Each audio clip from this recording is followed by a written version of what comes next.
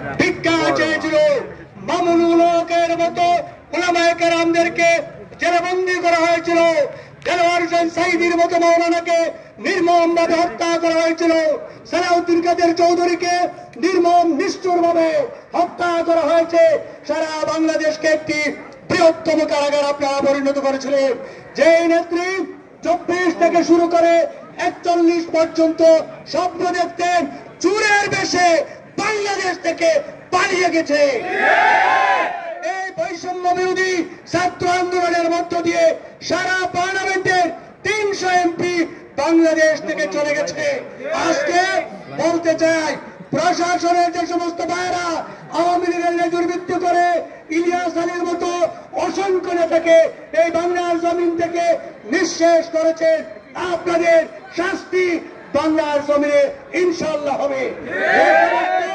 আওয়ামী লীগের বন্ধুরা যারা আমাদের বিরুদ্ধে প্রতিনিয়ত হামলা মামলা করেছে, আল্লাহর যদি হুকুম বাংলার জমিনে রেহাই পাবেন না। বলতে চাই, আমরা বিএনপি কোন অবস্থাতে কারো বিরুদ্ধে অন্যায় এবং জুলুম করব না। নেতৃবৃন্দকে বলতে চাই, আজকে মনে রাখবেন, এদেশের মানুষ অনেক আশা এবং আকাঙ্ক্ষা নিয়ে দীপ্ত শপথ নিয়ে বসে আছে। বিএনপি বাংলাদেশের মানুষের ভাগ্যের পরিবর্তন ঘটাবে।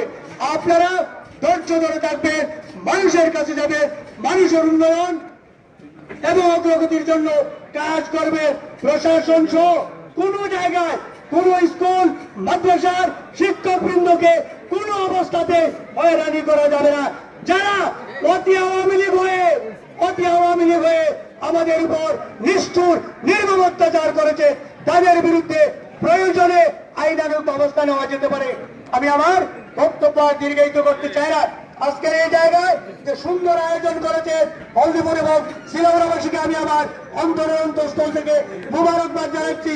সাংবাদিক ভাইরা, আপনারা এই এলাকায় যত দুর্নীতি হয়েছে আপনারা 15 বছর লিখে যান, ইনশাআল্লাহ বিএনপি সত্য এবং সুন্দরের পক্ষে আছে।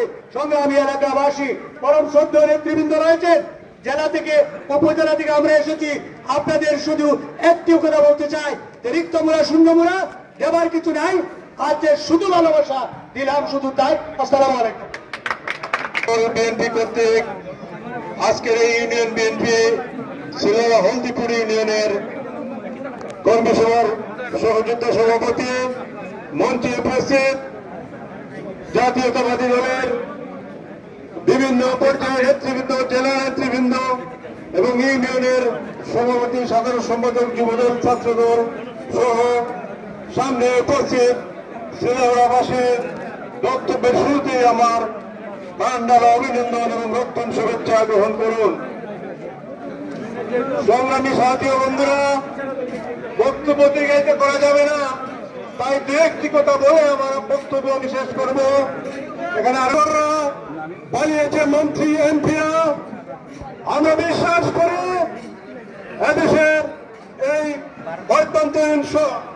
অন্তর্বর্তীকালীন সরকার এদেরকে দেশে ফিরিয়ে এনে বিচারের সম্মুখীন করবে এবং এদের বিচার হবে, শেখ হাসিনা সহ তার দোষরদের ফাঁসি হবে ইনশাআল্লাহ।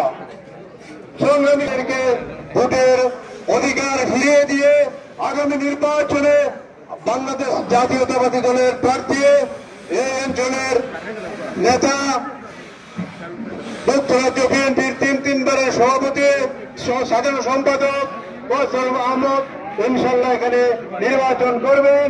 এই নির্বাচনে আপনাদের ভোট, মূল্যবান ভোট দিয়ে দানের শীষকে বিজয় করবেন, এই আশাবাদ ব্যক্ত করে আমি আমার বক্তব্য শেষ করছি। বাংলাদেশ জিন্দাবাদ, বাংলাদেশ জাতীয়তাবাদী দল জিন্দাবাদ, জিন্দাবাদ, ধন্যবাদ।